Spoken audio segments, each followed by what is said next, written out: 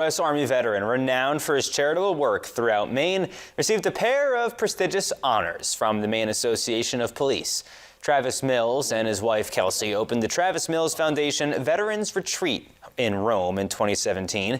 The nonprofit provides post-9/11 veterans injured in active duty, their families, and law enforcement with adaptive activities. Mills lost portions of both his arms and legs in an IED explosion in Afghanistan.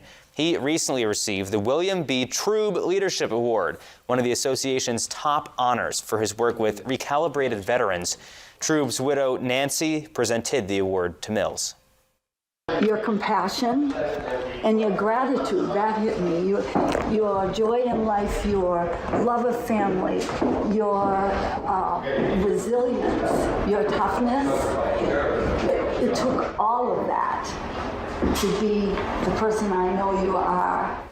Mills was named an honorary lifetime member of the Association of Police and received a badge.